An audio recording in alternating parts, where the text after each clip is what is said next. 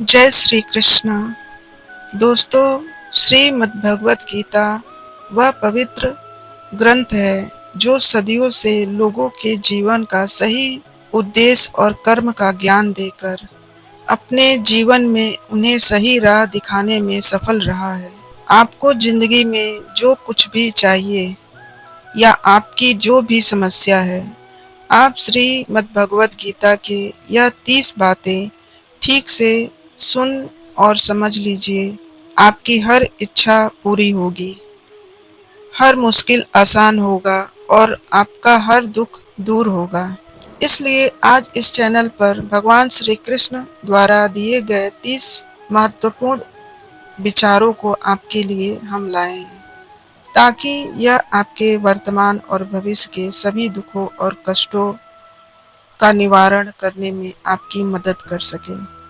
गीता का यह ज्ञान अमृत से भरा है, जो इंसान के मरे हुए मन और जीवन में एक नई जान डाल देता है। मैं गारंटी के साथ यह बात कह सकती हूँ कि जो कोई भी इस 30 बातों को ध्यान से पूरी वीडियो के अंत तक सुनेगा, उसे अपनी हर समस्या का हल मिल जाएगा। उसे वह सब कुछ मिल जाएगा जो वह पाना चाहता है। दोस्तों, इसलिए इस वीडियो में एक भी विचार को मिस मत कीजिएगा और इस वीडियो को पूरा अंत तक जरूर सुनिएगा। तो चलिए शुरू करते हैं श्रीमद् भगवत गीता का सबसे पहला उपदेश। पहला उपदेश यह है कि बहुत ज्यादा मीठे बोलने वालों से और ज्यादा तारीफ करने वालों से सावधान रहना, क्योंकि लोग मीठा सिर्फ तभी बोलते हैं जब उनको आपसे अपना मतलब निकालना होता है। आपकी तारीफ भी सिर्फ तभी की जाती है जब उन्हें आपसे अपना काम निकालना होता है। याद रखना कि तारीफ आपको जिंदगी में कभी भी फ्री में नहीं मिलने वाली। अगर कोई आपकी तारीफ कर रहा है तो कुछ ना कुछ उसके लिए आपको चुकाना ही पड़ेगा।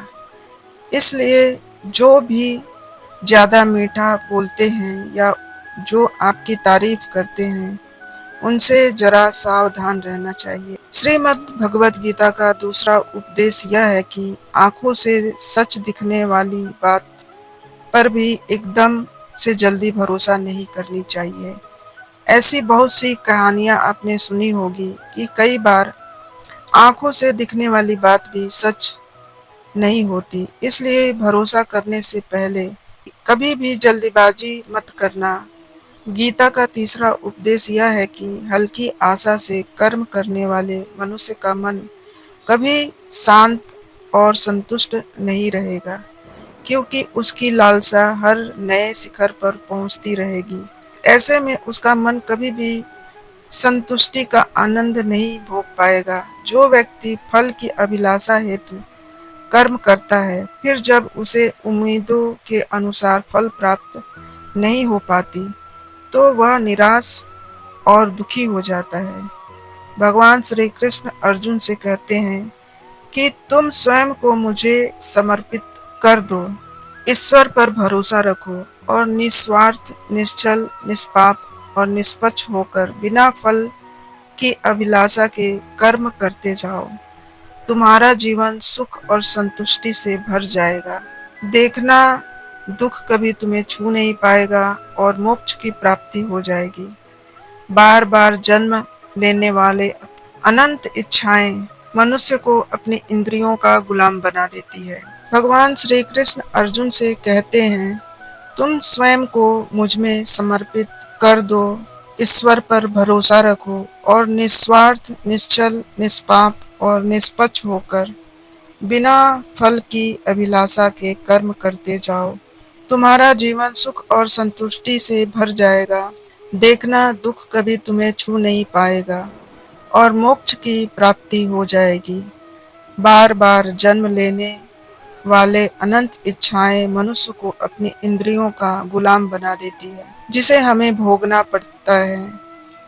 किसी के प्रति बुरी भावना रखना, बुरा सोचना, ईर्ष्या करना, बुरा बोलना, अपने धर्म और कर्तव्य का पालन न करने वाले कभी मोक्ष की प्राप्ति नहीं कर पाते।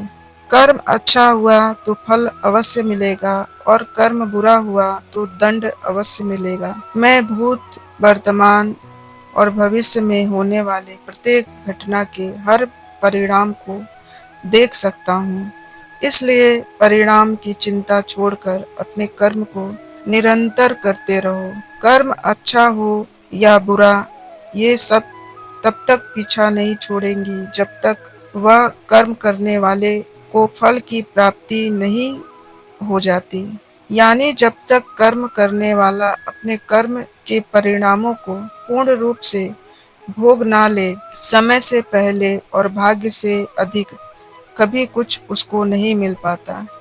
सामान्य मनुष्य सदैव सर्वश्रेष्ठ मनुष्यों को देखकर उन्हीं के आदर्शों पर चलकर उन्हीं के जैसा बनने का सपना देखता है। इंसान जब अपने इंद्रियों का गुलाम हो जाता है, जिस प्रकार जलते हुए छोटे से दिए की रोशनी से प्रचंड अंधकार भी समाप्त हो जाता है, उसी प्रकार जब आप मन में मौजूद अज्ञानता से भरे अंधकार रूपी कमरे में सकारात्मक सोच का तेल डालकर ज्ञान का प्रकाश उजागर करेंगे, तो अज्ञानता रूपी समक्ष अंधकार स्वयं ही समाप्त हो जाता है। श्रीमद् भगवत गीता का चौथा उपदेश यह है कि लोगों में अपना सहारा ढूंढना छोड़ दो। सबसे ज्यादा आपको कमजोर बनाती है यही चीज आपका खुद पर विश्वास खत्म कर देती है। जो लोग सोचते हैं कि यह मेरा सहारा है, यह तो मुश्किल वक्त में मेरे काम आएगा, वही लोग मुश्किल वक्त में साथ नहीं देते। खुद को इतना ताकतवर बनाओ कि जब भी कोई मुश्किल वक्त आए तो भगवान बताते हैं कि किसी न किसी को मैं आपकी मदद के लिए भेज देंगे। दुनिया को सहारा मत बनाओ।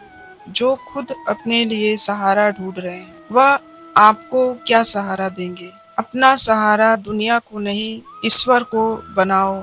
गीता का पांचवा उपदेश यह है कि क्रोध मनुष्य का सर्वनाश कर देता है। क्रोधी इंसान का कोई मित्र नहीं होता। हर इंसान उससे दूर भागता है। उसके सारे रिश्ते समाप्त हो जाते हैं। गीता का छठा उपदेश यह है कि ईश्वर पर भरोसा रखकर दिल से उसे याद करोगे तो अवश्य किसी न किसी रूप में आकर आपकी मदद जरूर करेंगे। ईश्वर आपकी सुनता है या नहीं, यह आपके श्रद्धा, विश्वास और आस्था पर निर्भर करता है। किसी का भला करके कभी एहसान न जताएं, अन्यथा वह कर्म शून्य के समान हो जाता है और मिलने वाला यश बेकार हो जाता है। यह सोचकर हमें अभिमान नहीं करनी चाहिए कि कितने लोगों या जीवों की हमने तो मदद की है, क्योंकि करने वाला तो स्वयं ईश्वर होते हैं और आप तो मात्र एक जरिया हैं या कठपुतली हैं। क्रोध करना व्यर्थ है। यदि क्रोध में आकर आप प्रतिक्रिया दे रहे हैं, तो इसका अर्थ है कि आपको ईश्वर के बनाए कानून यानी कि कर्म पर भरोसा नहीं है। मन के शंकाओं को कभी जन्म ना दो। यह शंकाएं मन में गलतफहमियों के पहाड़ बना देती है, जिससे जीवन का सुख चैन छिन जाता है। अन्यथा यह मन आपका सबसे बड़ा शत्रु बनकर आपसे बुरे कर्म करवा सकता है। ज्ञान सदैव बुद्धि से उत्तम व श्रेष्ठ होनी चाहिए। इसलिए ज्ञान अर्जित करते रहें और बांटते रहें, ताकि दूसरों का जीवन संवर जाए। एक ही मनुष्य की हमेशा मदद ना करें जब तक वह स्वयं ही काबिल काबिल ना हो जाए। जो व्यक्ति फल की आशा हेतु कर्म करता है, वह महान बनता है। दुनिया और लोग वैसे ही नजर आएंगे जैसे तुम देखना चाहोगे। मेरा तेरा, छोटा बड़ा, अपना पराया। यदि कोई आपके साथ बुरा करता है, तो कर्म और समय उसका हिसाब खुद ही लेती है। खुद को नियंत्रित करके चले, अन्यथा यह मन आपका सबसे बड़ा शत्रु बनकर आपसे बुरे कर्म करवा सकता है। दुनिया और लोग वैसे ही नजर आएंगे जैसा तुम देखना चाहोगे। मेरा तेरा छोटा बड़ा अपना पराया मन से मिटा दो, फिर सब तुम्हारा है और तुम सबके हो। कोई भी दुख तुम्हें तब तक विचलित नहीं कर सकता जब तक तुम इंद्रियों को अपने वश में रखते हो। शांति उसी को प्राप्त होती है जो मैं और मेरा तथा मैंने किया या मैंने बनाया ऐसी लालसा से बाहर आ जाता है। किसी भी वस्तु व जगह या जीव एवं मनुष्य से अत्यधिक लगाव एक दिन दुख का सबसे बड़ा कारण बनता है।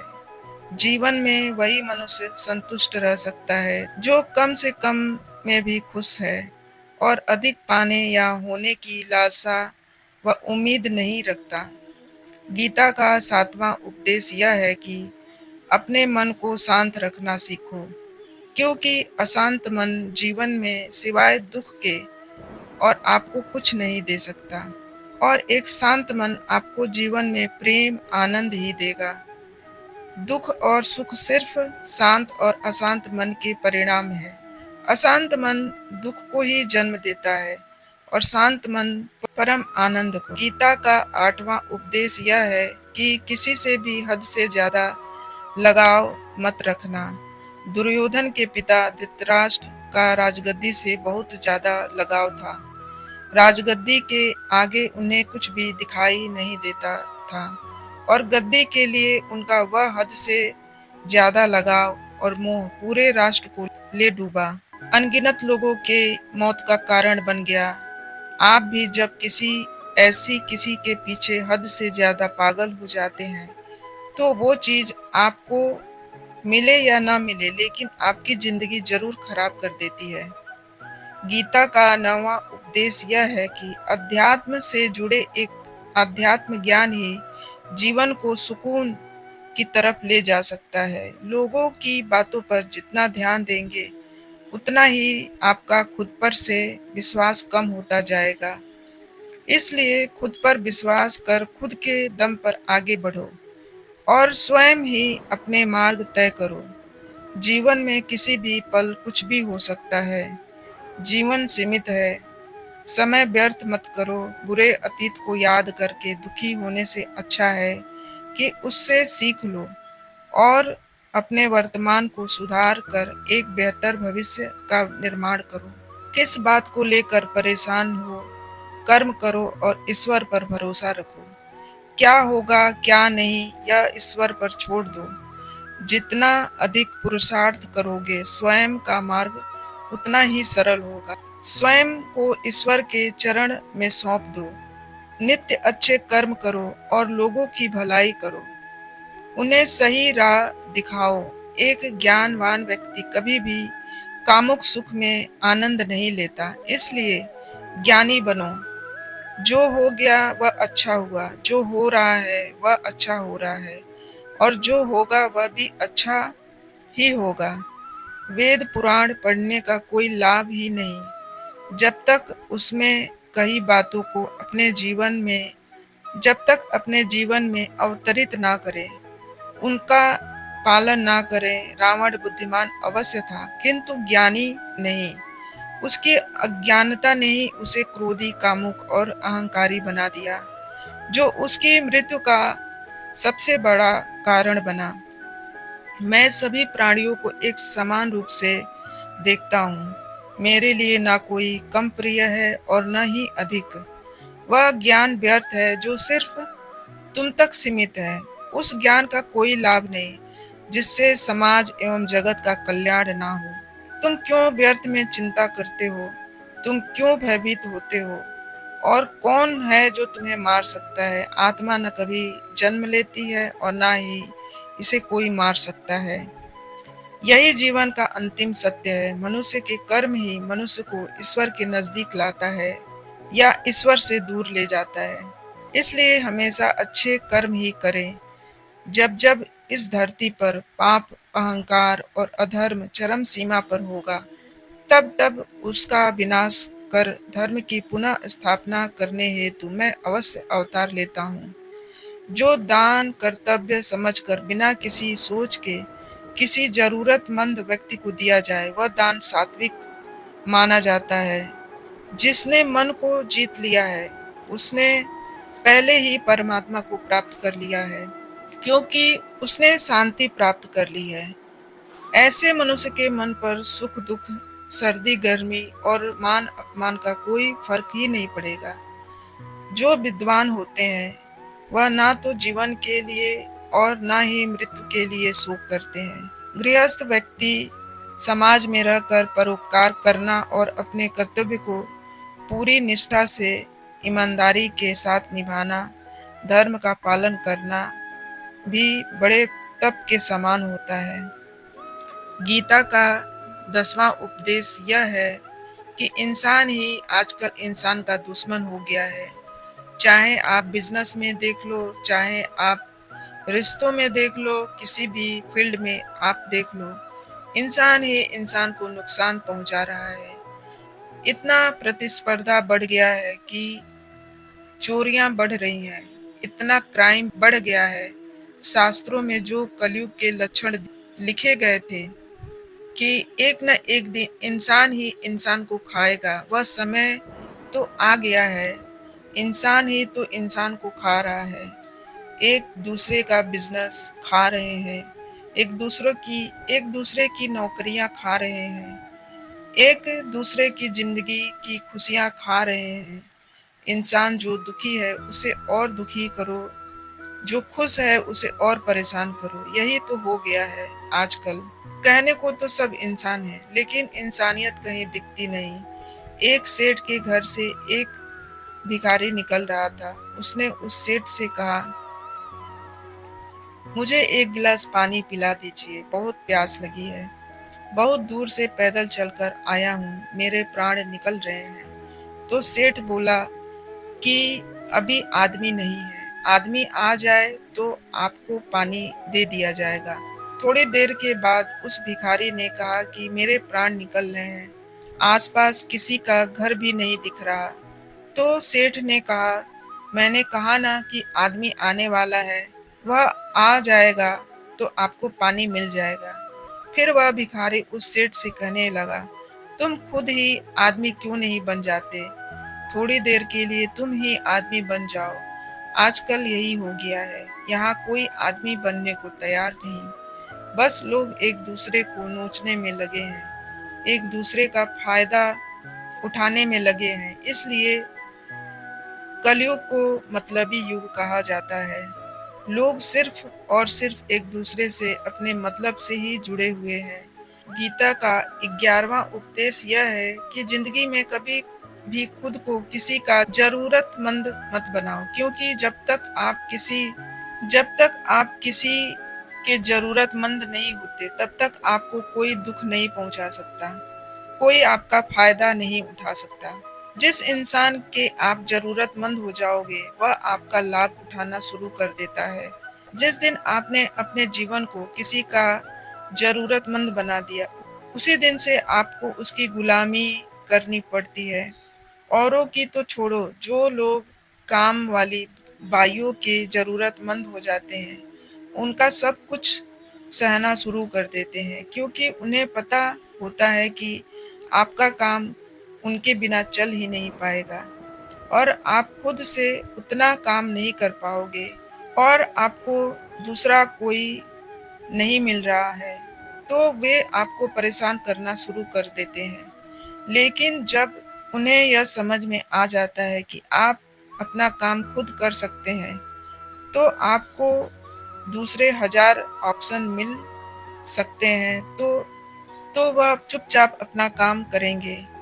अब अगर आप कोई ऐसी नौकरी करते हैं जहां आपके बॉस के गलत होते हुए भी आप उसका टॉर्चर सहते रहते हैं, तो आपको पता होता है कि आप उसके ज़रूरतमंद हैं और वह उसका उसका पूरा फ़ायदा उठा लेता है। और तो और जिस जिस घर परिवार में आप रहते हैं, अगर वहाँ भी आप किसी के ज़रूरतमंद हैं, तो वह आपको पूरा चूस लेता है, क्योंकि वहाँ आप 24 घंटे रहते हैं और कहीं जा नहीं सकते, तो वह आपके सर पे नाचेगा। वह इंसान आपको पूरी तरह से अपने कंट्रोल में रखेगा। लोगों को बहुत मज़ा आता है अपने से कमज़ोर इंसान को अपने कंट्रोल में रखने के। आप चाहे हज़ारों के लिए अच्छा करो, चाहे हर वह काम करो जिससे उन्हें खुशी मिले, पर ऐसे लोग आपकी गर्दन को दबा कर रखते हैं। आप में अगर कुछ प्रतिभा है तो आपके पंख ही काट दिए जाएँगे। हर वह कोशिश की जाएगी आपके साथ जिससे आप ज़िंदगी में कभी आगे ना बढ़ पाओ। आज किसी का ज़रूरतमंद होना मर जाने से भी बदतर होता है। ज़रूरतमंद आपको गुलाम बनाकर रख देती है। आपने कभी गौर किया है कि आपकी ज़िंदगी वही लोग खराब करते हैं, जिसके आप ज़रूरतमंद हो जाते हैं या काम के नहीं होते। सबसे बड़ी ज़रूरत मन की होती है। ज़िंदगी में कोई हमें चाहिए हमें सँभालने के लिए, नहीं तो हम खुश नहीं रह पाएँगे। अकेलापन लोगों से झेला नहीं जाता। फिर कई बार आप ऐसे लोगों से जुड़ जाते हैं जो आपकी इस मन की ज़रूरतमंदी का पूरा फ़ायदा उठाते हैं। आप उनसे रिश्ता इसलिए जोड़ते हैं ताकि आपकी ज़िंदगी में थोड़ी खुशी आ जाए और वह लोग आपको खून के आँसू रुलाते हैं। आपकी पूरी ज़िंदगी नर्क बना देते हैं। याद रखना एक बात, माँ-बाप के अलावा ऐसा दुनिया में आज तक कोई पैदा नहीं हुआ है कि आप जिसके ज़रूरतमंद हो और वह आपका फ़ायदा न उठाए। इसलिए ज़िंदगी में कभी भी खुद को किसी को ज़रूरतमंद मत बनाना। गीता का 12वां उपदेश यह है कि असफलता के डर से दोबारा प्रयास ना करने वाले मनुष्य जीवन में बड़ी कामयाबी कभी प्राप्त नहीं कर सकता। क्रोध से भ्रम पैदा होता है, भ्रम से बुद्धि व्यग्र होती है। जब बुद्धि व्यग्र हो जाती है, तब तर्क नष्ट हो जाता है और जब तर्क नष्ट हो जाता है, तब व्यक्ति का नाश हो जाता है। बड़ी कामयाबी एक ऐसे ताले में बंद होती है जो 5 चाबियों से खुलती है। सकारात्मक सोच, एकाग्रता, सच्ची लगन, दृढ़ संकल्प और निरंतर प्रयास। निष्पक्ष और निस्वार्थ भाव से कर्म किए बिना मोक्ष की उम्मीद करना बेकार है। जब भी मनुष्य स्वयं के इंद्रियों के अधीन हो जाता है, तो वासना, आलस और लालच जैसी बुरी आदतें मन पर सवार हो जाती हैं। लक्ष्य प्राप्त करने के लिए हमें कर्म में पूर्ण केंद्रित होनी चाहिए। कर्म को लेकर श्री कृष्ण जी कहते हैं, अर्जुन तुम कर्म करने के अधिकारी हो, ना कि उससे मिलने वाले फल के अंत बिना फल की आशा किए। जब कर्म करोगे तभी तुम फल की प्राप्ति के पात्र कहलाओगे। क्रोध सोचने की ताकत को हर लेता है, जिस वजह से सही फैसला ले पाना कठिन हो जाता है। यदि आप कर्म फल प्राप्ति की लालसा व लालच हेतु कर रहे हैं, तो कर्म कभी आपकी उम्मीदों के अनुसार प्राप्त नहीं होगा। बुरे कर्म से पीछा छुड़ाने का सबसे बेहतर तरीका है मन में अच्छे विचारों को आने दो और सकारात्मकता से सोचो। मनुष्य का मन परिवर्तनशील है। हमारे सोचने का तरीका और आदतें वैसे ही बनेगी जिस तरह से लोग और माहौल में हम अधिक समय बिता रहे होंगे। मनुष्य जीवन में वही करता है जो भी वह देखता है, सुनता है, समझता है। जो व्यक्ति किसी अच्छे कर्म को करते हुए उसे अपनी सौभाग्य और पुरस्कार मानता है, तो ऐसे व्यक्ति को कर्म फल उम्मीदों से कहीं अधिक मिल सकता है। बड़े लक्ष्यों के निर्माण और सपनों को सच करने के लिए सबसे पहले आपको कल्पनाकारी बनना होगा। गीता का 13वां उपदेश यह है कि जिस रिश्ते में मर्यादा टूट जाती है, वहाँ सिर्फ सर्वनाश ही होता है। कोई आपसे बड़ा या छोटा है, अगर वह रिश्तों में अपनी मर्यादा को तोड़ देता है, तो वह रिश्ता कभी नहीं टिक सकता। रिश्ता सिर्फ तभी चलता है जब दो लोग एक दूसरे की इज्जत करते हैं, कदर करते हैं और कभी अपनी लिमिट क्रॉस नहीं करते हैं। जिस रिश्ते में कोई लिमिट नहीं है, एक दूसरे की इज्जत नहीं है, वह रिश्ता आज नहीं तो कल खत्म ही हो जाता है। गीता का 14वां उपदेश यह है कि जिस रिश्ते में मर्यादा टूट जाती है या मर्यादा को तोड़ दिया जाता है, वह रिश्ता कभी टिक नहीं सकता। रिश्ता तभी तक चलता है जब दो लोग एक दूसरे की इज्जत करते हैं, कदर करते हैं और कभी अपनी लिमिट क्रॉस नहीं करते हैं। जिस रिश्ते में कोई लिमिट नहीं, वह एक दिन एक दूसरे की इज्जत नहीं, वह रिश्ता आज नहीं तो कल खत्म ही हो जाता है। गीता का 15वां उपदेश यह है कि जो आपके मुंह पर अपनापन दिखाए, आपको पीठ पीछे आपको नुकसान पहुंचाए, ऐसे लोगों से दूर रहना। चाणक्य ने कहा है कि ऐसे लोग उस घड़े की तरह होते हैं जिसके मुंह में तो अमृत लगा है, लेकिन जिसके भीतर जहर भरा हुआ होता है। आप जिसे अमृत समझकर पी जाते हैं, वास्तविकता में वह जहर ही होता है। तो ऐसे लोगों को जहर की तरह छोड़ देना चाहिए, जो अपनापन का दिखावा करें और पीछे से हमेशा आपको नुकसान पहुंचाएं। गीता का 16वां उपदेश यह है कि अपनी खुशी और अपना दुख हर किसी के आगे जाहिर नहीं करनी चाहिए, क्योंकि लोग आपकी खुशी पर नजर लगा देते हैं और आपके दुख में आपकी हंसी उड़ाने लगते हैं। आपकी खुशी से कोई खुश नहीं होता, लोगों को जलन होती है। और हर आंसू आंख में लाया ना करो, हर जख्म सबको दिखाया ना करो। यहाँ लोग हाथ में नमक लिए फिरते हैं, इसलिए जो खुश हैं उनको तकलीफ पहुंचाने के लिए अपनी मन की हालत अपने ही तक रखो। सिर्फ उसे बताओ जिसे जिसे उसे समझने की समझ हो। गीता का 17वां उपदेश यह है कि जीवन में कई बार नया शुरू करने के लिए पुराने को पूरी तरह से मिटाना पड़ता है। श्री कृष्ण ने कुंती से पूछा था कि हे कृष्ण, क्यों तुमने इतना बड़ा महायुद्ध करवा दिया? तो श्री कृष्ण ने बोला कि अधर्म बहुत बढ़ गया था और इस अधर्म का पूरी तरह से नाश करने के लिए, एक नए युग को लाने के लिए पुराने का सर्वनाश करना बहुत जरूरी होता है। जब कोई महल का पूरी तरह से नव निर्माण होता है, ऐसे ही आपके जीवन में भी आपको नया करना है तो पुराने को पूरी तरह से मिटाना होगा। गीता का 18वां उपदेश यह है कि जब भी जिंदगी में खुद को अकेला महसूस करो, तब इस सच्चाई को ठीक से समझ लेना कि आप दुनिया में अकेले ही आए थे और अकेले ही जाओगे। वास्तविकता में यहाँ कोई आपका अपना नहीं है। एक दिन तो जो माँ बाप हमें जन्म देते हैं, वह भी हमें अकेला छोड़कर चले, औरों से तो उम्मीद ही क्या। यदि कोई आपका साथ छोड़ दे तो याद रखना, वह ईश्वर सदा आपके साथ है।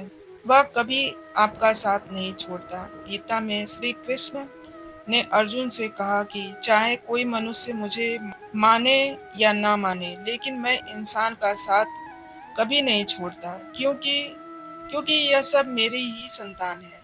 इंसान को ईश्वर का ही अंश कहा गया है, इसलिए मनुष्य को ईश्वर की संतान कहा जाता है। इसलिए आपको अकेलेपन से कभी दुखी नहीं होना चाहिए, कभी डरना नहीं चाहिए, बल्कि किसी गलत इंसान के साथ रहने से डरना चाहिए। एक कहावत है कि something is better than nothing, यानी कुछ होना कुछ नहीं होने से कई गुना बेहतर है। लेकिन एक और कहावत है कि nothing is better than nonsense. इस नॉनसेंस लोगों के साथ रहने से अच्छा है आप अकेले ही रहो। इसलिए गीता का यह उपदेश हर इंसान के लिए बहुत जरूरी है, जो खुद को अकेला समझकर दुखी हो जाता है। इसलिए अकेलेपन से डरना, दुखी होना छोड़ दो, क्योंकि यहाँ कोई किसी का नहीं। गीता का 19वां उपदेश यह है कि जीवन में कई बार नया शुरू करने के लिए पुराने को पूरी तरह से मिटाना पड़ता है। श्री कृष्ण से कुंती ने पूछा था कि हे कृष्ण, क्यों तुमने इतना बड़ा महायुद्ध करवा दिया? तो श्री कृष्ण ने बोला कि अधर्म बहुत बढ़ गया था और इस अधर्म का पूरी तरह से नाश करने के लिए एक नए युग को लाने के लिए पुराने का सर्वनाश करना बहुत ज़रूरी होता है। जब कोई महल का नव-निर्माण होता है, तो ऐसे ही आपके जीवन में आपको भी नया कुछ करना है, तो पुराने को पूरी तरह से मिटाना होगा। गीता का 20वां उपदेश यह है कि कभी भी अपने धन, अपने पद और बल का अभिमान नहीं करना चाहिए। दुर्योधन को बहुत अभिमान था। मेरे पास भीष्म पितामह जैसे, द्रोणाचार्य जैसे और कर्ण जैसे योद्धा बैठे हैं, तो यह पांडवों को तो मैं यूं ही मसल कर रख दूंगा। अपने धन का अभिमान, अपने पद और अपने शक्ति का अभिमान था उसे, लेकिन यह अभिमान ही एक दिन उसके सर्वनाश का कारण बना। जो लोग अपने पैसों के अहंकार में या शक्ति के अहंकार में दूसरों को नीचा नीचा दिखाते हैं, दूसरों को चोट पहुंचाते हैं, एक दिन उनकी वही गलती उनका सर्वनाश कर देती है। इसलिए जीवन में आप चाहे कितने भी सफल क्यों न हो, कितने भी बड़े इंसान हो जाएं, लेकिन उसका अभिमान दूसरों को कभी मत दिखाना। गीता का 21वां उपदेश यह है कि कृष्ण अर्जुन से कहते हैं कि हे अर्जुन, मृत्यु जीवन का अटल सत्य है, जिसे कुछ समय के लिए टाला तो जा सकता है, किंतु झूठा साबित नहीं किया जा सकता। और यह शरीर तो किराए के घर की भांति है, जहाँ हम कुछ समय के मेहमान हैं। शरीर नश्वर है, किंतु आत्मा अमर है। जो होना है उसे टाला नहीं जा सकता, और जो होना नहीं है उसके बारे में शोक व चिंता करके स्वयं की परेशानियां बढ़ाने के समान ही है। जो भी जन्म लेता है उसकी मृत्यु निश्चित है, और मरने वाले का जन्म निश्चित है। इसलिए जो अटल है उसके विषय में तुमको शोक नहीं करना चाहिए। हमारी समझदारी है झूठ को जानबूझकर सत्य मानकर जीना। जीना ही बहुत बड़ी गलतफहमी कहलाती है।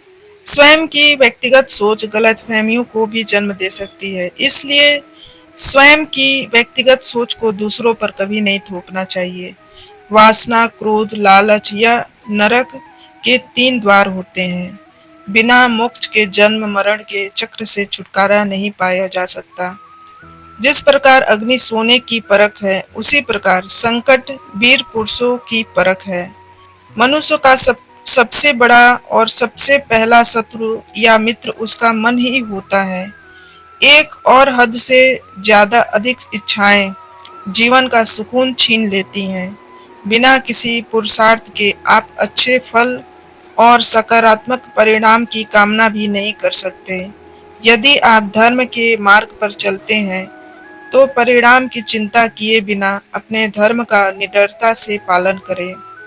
गीता का 22वां उपदेश यह है कि जहाँ आपके लिए प्रेम और इज्जत नहीं, वहाँ कभी मत जाओ। महाभारत का युद्ध शुरू होने से पहले श्री कृष्ण हस्तिनापुर गए थे, पांडवों की तरफ से शांति प्रस्ताव लेकर। तब शकुनी ने दुर्योधन से कहा कि यह कृष्ण बड़ा मायावी है, अगर यह हमारे पक्ष में आ जाए तो समझ लो पांडव हार ही गए। तो इसकी सेवा करके इसको अपने घर आने का निमंत्रण भेजो, इसे खुश करो। जब श्री कृष्ण हस्तिनापुर पहुंचे तो दुर्योधन ने उन्हें अपने घर आने के लिए कहा और श्री कृष्ण से कहा, आप मेरे घर में रहिए, मेरा आतिथ्य स्वीकार कीजिए, मेरे घर में भोजन कीजिए। तो श्री कृष्ण ने दुर्योधन से कहा कि दुर्योधन, इंसान को किसी के घर तभी भोजन करना चाहिए जब वह आपत्ति में हो या उसे उस इंसान से बड़ा प्रेम हो। तो ना तो मेरी जिंदगी में कोई आपत्ति आई है और ना ही तुम्हारा मुझसे कोई प्रेम है, तो तुम्हारे घर तो मैं कभी नहीं आऊंगा। तुम मुझे अपने घर बुला रहे हो सिर्फ और सिर्फ अपना मतलब पूरा करने के लिए। मतलबी लोगों के घर कभी नहीं जाना चाहिए। इसलिए इससे हमको यह पूरा शिक्षा मिलती है कि जिसके दिल में आपके लिए प्रेम नहीं, इज्जत नहीं, वहाँ आपको कभी नहीं रहना चाहिए। आपको सिर्फ उसी जगह रहना चाहिए जहाँ आपकी कदर हो। इज्जत मिले और जहाँ आपको प्रेम मिले। गीता का 23वां उपदेश यह है कि मूर्ख और दुष्ट लोगों को कभी ज्ञान नहीं देना चाहिए। इससे उसके अहंकार को चोट लग सकता है और वह आपके लिए मन में वैर भाव लेकर बैठ जाते हैं और वक्त आने पर आपको ही नुकसान पहुंचाते हैं। अर्जुन, जो जीवन के मूल्य को जानता हो, मनुष्य जीवन बहुत दुर्लभ है, इसे व्यर्थ न जाने दो। जीवन में ऐसे कर्म करो जो वक्त आने पर जीवन के मूल्य को जानता हो। मनुष्य अपने जीवन का मूल्य निर्धारित करे, जीवन को एक बड़ा लक्ष्य प्रदान कर सकता है। स्वयं के लिए सर्वश्रेष्ठ बने। आपका मूल्य समझकर दुनिया एक दिन आपका सम्मान अवश्य करेगी। जीवन ना तो भविष्य में है ना अतीत में, जीवन तो इसी क्षण में है, इसलिए वर्तमान में खुश होकर जियो। श्री कृष्ण ने अर्जुन से कहा कि हे अर्जुन, तुम्हारे तथा मेरे अनेक जन्म हो चुके हैं। मुझे तो वह सब याद है, लेकिन तुम्हें नहीं याद। खुद को जीवन के योग्य बनाना ही सफलता और सुख का एकमात्र मार्ग है। ईश्वर आपके जीवन को सुधारने संवारने हेतु अनेक कर्म करने के मौके देते हैं, किंतु मनुष्य अपनी इंद्रियों के अधीन रहकर उस मौके का सही लाभ नहीं उठा पाता। अच्छे कर्म करने के मौके कभी नहीं छोड़े। कर्म करो, फल की लालसा छोड़कर कर्म करने वाला मनुष्य ही अपने जीवन को सफल बना पाता है। बुरे कर्मों के बाद जिंदगी भर कितने भी अच्छे कर्म कर लो, किंतु बुरे कर्मों का फल अवश्य ही मिलकर रहेगा। श्री कृष्ण अर्जुन से कहते हैं, अर्जुन, एक सच्चा योगी अपने कर्म फल की चिंता किए बिना कर्म को धर्म समझकर पूरी निष्ठा से करता है। जो मनुष्य ना तो कर्म फल की इच्छा करता है और ना ही कर्म फलों से घृणा करता है, वह सन्यासी बन जाता है। जीवन में किसी भी मुकाम को प्राप्त किया जा सकता है जब मनुष्य अपने मन पर नियंत्रण और खुद पर विश्वास रखकर आगे बढ़े, किंतु मर्यादा मनुष्य का मन ही निर्मित करता है। गीता का 24वां उपदेश यह है कि आप चाहे कितने भी अच्छे हो, लेकिन अगर बुरे लोगों के साथ रहोगे तो आपका भी वही हाल होगा जो बुरे लोगों का होता है। भीष्म पितामह एक ब्रह्मचारी थे, धर्मात्मा थे, लेकिन वह अधर्म के पक्ष में खड़े हो गए। द्रोणाचार्य भी एक ब्राह्मण थे, लेकिन वह अधर्म के पक्ष में खड़े हो गए। तो अंत में उनका वही हाल हुआ जो एक अधर्मी इंसान का होता है। उनको मृत्यु के समय भयानक पीड़ा का सामना करना पड़ा। इसलिए गलत संग में कभी नहीं रहना चाहिए, क्योंकि कई बार आपको उनके संग में रहने की वजह से उनके उनके ही कर्मों की सजा मिलने लगती है। फिर आपको समझ में नहीं आता कि मैंने कुछ किया भी नहीं, मैं तो खाली उनके साथ रहता हूँ, मुझे दुख क्यों मिला। बुरे लोगों का संग आपकी जिंदगी में कभी खुशी नहीं लाएगा, इसलिए हमेशा अच्छे संग में रहना चाहिए। गीता का 25वां उपदेश यह है कि जो दूसरों के साथ छल करता है उसका अंत बहुत बुरा होता है। दुर्योधन का मामा शकुनी और दुर्योधन ने पांडवों के साथ जीवन भर छल किया था। पथ पथ पर उन्हें धोखा दिया, कभी ईमानदारी से उनके साथ नहीं चला। उनका परिणाम दुर्योधन को यह मिला कि उनके दल का हर एक बड़ा योद्धा छल के द्वारा ही मारा गया, क्योंकि दुर्योधन ने जैसा कर्म किया था उसको वैसा ही फल मिला। सारा जीवन भर उसने छल किया, तो अंत में उसकी खुद की मृत्यु भी एक छल से ही हुई। इसलिए कोई अगर खुद को बहुत ज्यादा चालाक समझता है कि दूसरों को धोखा दे दिया, दूसरों को बेवकूफ बना दिया, एक दिन कोई आएगा उसकी जिंदगी में भी उसको ही धोखा देगा, क्योंकि कर्म सबके चेहरे याद रखता है। जो जैसा कर्म करता है उसको वैसा फल जरूर मिलता है। गीता का 26वां उपदेश यह है कि जीवन में जब भी कोई मुश्किल आए तो हिम्मत मत हारो, बस थोड़ा धीरज रखो। जो लोग मुश्किल वक्त में खुद थोड़ा संभाल कर धीरज रखते हैं वह हर मुश्किल को आसानी से पार कर जाते हैं। एक राजा अपने गुरुजी के पास गया और उसने गुरुजी से कहा कि मैंने तो राज्य में हर प्रकार की खुशहाली की है, तो उस वक्त के लिए मुझे कोई मंत्र दीजिए। शिक्षा दीजिए कि कभी कि बुरे वक्त से कैसे बाहर निकलना है। तो गुरुजी ने उसे एक ताबीज बांध कर दिया और राजा से कहा कि इस ताबीज में मैंने एक मंत्र लिख कर रखा है। जब तुम्हारी जिंदगी में बहुत बुरा वक्त आए और तुम्हें लगे कि इससे बुरा तो अब कुछ हो ही नहीं सकता, उस समय यह ताबीज खोल के तुम इस मंत्र को पढ़ लेना। तुम्हारे अंदर बहुत शक्ति आ जाएगी। और एक दिन ऐसा हुआ कि उस राजा के राज्य पर किसी दूसरे राजा ने आक्रमण कर दिया और इस राजा की ऐसी स्थिति हुई कि उसे अपना राज्य छोड़कर अपने कुछ लोगों के साथ भागना पड़ा। उस समय राजा बहुत दुखी था और विचार करने लगा कि गुरुजी ने मुझे ताबीज दिया था, जब ऐसा कभी वक्त आएगा तो मेरे अंदर वह शक्ति भर देगा। राजा ने विचार किया, इससे बुरा वक्त और क्या हो सकता है। उसने गुरुजी का दिया हुआ ताबीज खोला और उसके अंदर लिखा हुआ था कि यह वक्त भी गुजर ही जाएगा। इस वचन को पढ़कर राजा के मन में एक शक्ति आई, विश्वास जगा कि यह बुरा वक्त है और यह भी टिकने वाला नहीं, यह भी निकल ही जाएगा। इसलिए मुझे उसने सेना को खड़ा किया, उस राजा पे हमला कर दिया और अपना राज्य वापस प्राप्त किया। तो जिंदगी में स्थिति चाहे कितनी भी बुरी क्यों ना हो, वह हमेशा के लिए साथ नहीं रहने वाली। वह भी एक न एक दिन गुजर जाएगी। वक्त चाहे कैसा भी हो, एक न एक दिन बदल जाएगा। हमारी जिंदगी में न जाने कितनी बार दुख आती है, कितनी बार मुश्किल वक्त आता है, लेकिन हम हर बार निकल जाते हैं। ऐसे ही आपकी जिंदगी में जब कोई मुश्किल वक्त आए, बुरा वक्त आए, मत हारो। अगर आपके अंदर धीरज है, आप बुरे से बुरे वक्त को भी जरूर पार कर लोगे। गीता का 27वां उपदेश यह है कि आज के युग में बहुत ज्यादा अच्छे मत बनो।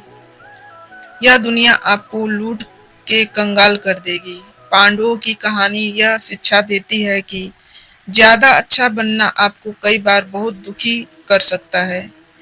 पांडव हमेशा धर्म पर चलते थे, कभी कोई गलत काम नहीं किया, लेकिन उनका सारा राजपाट चला गया। उनकी पत्नी को भी भरी सभा में नग्न करने की कोशिश की गई। भिक्षा लेकर उन्हें अपनी जिंदगी गुजारनी पड़ी। कारण क्या था? वह कुछ ज्यादा ही अच्छे बन रहे थे। यह तो तब की बात है जब आज की दुनिया तो और बदल चुकी है। लोग अच्छे इंसान को इज्जत कम देते हैं, बल्कि उसका इस्तेमाल ज्यादा किया जाता है। अगर आप भी लोगों के साथ अच्छा चलते हैं तो आप इस चीज को खुद अनुभव कर पाएंगे। आप जितना लोगों के साथ अच्छा चलते हैं, लोग आपके साथ उतना गलत व्यवहार करते हैं। लोग आपका उतना ज्यादा इस्तेमाल करते हैं और दूसरों की खुशी के लिए कुछ भी करते जाते हैं। आप दूसरों की खुशी के लिए कुछ भी करते जाते हैं और लोग सिर्फ आपका फायदा लेने में लगे रहते हैं। इसलिए आज के ज़माने में खुश रहना है तो बहुत ज़्यादा अच्छे मत बनो। इसका मतलब यह नहीं कि आप बुरे इंसान बन जाओ। आप अपनी नज़र में अच्छे बनते रहो। दुनिया की नज़र में अच्छे बनने की कोशिश कभी मत करना। गीता का 28वां उपदेश यह है कि आप अपने गुजरे हुए वक्त को भूल जाओ, क्योंकि अगर आप गुजरे हुए वक्त के दुख में जीते रहोगे, उसके पश्चाताप में जीते रहोगे, तो आज भी आप कभी खुश नहीं रह पाओगे। समझदार लोग जो समय चला गया है उसका दुख कभी नहीं करते। आपका बीता हुआ कल कैसे भी क्यों ना हो, पर उसका प्रभाव आपके आज पर नहीं पड़ना चाहिए। जो भी आपके साथ हुआ उससे सबक लो, शिक्षा लो। अब यह जिंदगी में आगे नहीं होने देंगे और हम और जीवन में आप आगे बढ़ जाओ। जो भी आपके साथ हुआ है उससे सबक लो, शिक्षा लो कि अब यह जिंदगी में आगे नहीं होने देंगे और जीवन में आगे बढ़ जाओ। कई बार लोग रोते रहते हैं कि उस इंसान ने मेरे साथ इतना गलत किया, इसलिए आज जिंदगी में इतना दुखी हूँ। लोग कोसते रहते हैं, दूसरों की दूसरों को कि उसकी वजह से उसकी ज़िंदगी में दुःख है, उसकी वजह से मेरी ज़िंदगी खराब हो गई। लेकिन जब तक आप उसे कोसते रहोगे, आप ज़िंदगी में कभी खुश नहीं रह पाओगे, कभी आगे नहीं बढ़ पाओगे। जो हुआ, जो लोगों ने आपके साथ किया, उसे आप बदल नहीं सकते, लेकिन आपका आज आप ज़रूर बदल सकते हो। कल के दुःख से छूटना चाहते हो तो कल में नहीं, आज में जीना शुरू करो। आपको ऐसा एक भी इंसान नहीं मिलेगा जो अपने कल में जीता हो और प्रसन्न रहता हो। सिर्फ वही इंसान खुश रहेगा जो अपने आज में जीता है, और कल में जीने वाला इंसान किसी न किसी पीड़ा से जुड़ा है, किसी न किसी दुःख, किसी न किसी पश्चाताप से जुड़ा होता है। कल में जीना आपकी ज़िंदगी की सारी खुशियाँ छीन लेता है। तो जितना हो सके अपने पास्ट को भूल जाइए और प्रेजेंट में जीना शुरू कर दीजिए। गीता का 29वां उपदेश यह है कि हमारी सफलता से सबसे ज़्यादा दिक्कत हमारे रिश्तेदारों को ही होती है। बाहर वालों को कोई फ़र्क नहीं पड़ता कि आपकी ज़िंदगी में क्या हो रहा है, और जो आपके रिश्तेदार होते हैं, उनकी पूरी नज़र रहती है कि आपकी ज़िंदगी पर बाहर से, तो वह यही कहेंगे कि आगे बढ़ो, सफल हो जाओ, खुश रहो ज़िंदगी में। और जब उन्हें आप अपनी सफलता के बारे में और खुश हो जाओ ज़िंदगी में, जब जब उन्हें आप अपनी सफलता के बारे में बताएँगे, अपनी कामयाबी के खबर उनको सुनाएँगे, तो उसे सुनकर उन्हें बिल्कुल भी खुशी नहीं होती। कई बार सारी दुनिया आपको पसंद करती है, आपके काम की तारीफ़ करती है, लेकिन आपकी कदर आपके घर में नहीं होती। महाभारत का युद्ध बाहर के लोगों में नहीं हुआ था, यह भाइयों के आपस की लड़ाई थी। पांडवों के हर सुख से दुर्योधन जलता था। जब भी पांडव किसी काम में सफल होते थे, उसे बिल्कुल भी बर्दाश्त नहीं होता था। दुर्योधन हर कोशिश करता था पांडवों को नीचा गिराने का, जितना हो सके उन्हें दुखी करने का, और वही भाइयों की आपसी जलन महाभारत के युद्ध की वजह हुई, जिसमें ना जाने कितने अनगिनत लोग मारे गए। बाहर वाले को क्या फर्क पड़ता है कि आप कैसी जिंदगी जीते हैं, लेकिन यह जो रिश्तेदार होते हैं या जो करीबी लोग होते हैं, मजाल है जो इन्हें आपकी खुशी बर्दाश्त हो जाए। सबसे खतरनाक होते हैं यह लोग, क्योंकि यह बाहर से बहुत मीठा चलते हैं, आपको अच्छे अच्छे शब्द कहते हैं, लेकिन आपके पीठ पीछे यह आपसे जरा भी खुश नहीं होते हैं। इसलिए किसी को भी अपना समझने से पहले आप यह जरूर चेक कर ले कि वह सच में आपका अपना है या सिर्फ अपनेपन का दिखावा हो रहा है। गीता का 30वां उपदेश यह है कि जो इंसान आपको बार बार चोट पहुंचाए, उसे कभी माफ नहीं करना।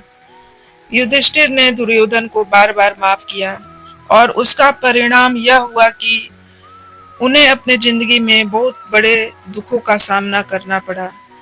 जब इंसान अगर एक बार गलती करे तो उसे माफ करना ठीक है, लेकिन अगर कोई बार बार गलती करे तो उसे माफ करना आपको बहुत ज्यादा नुकसान पहुंचाएगा, क्योंकि वह गलती नहीं हो रही है उससे, वह उसकी आदत है, वह ऐसा ही है, वह हमेशा आपके साथ ऐसा करेगा। तो बहुत ज्यादा दयालु मत बनो। किसी को माफ करने, बेवकूफ बनने में बहुत बड़ा अंतर होता है।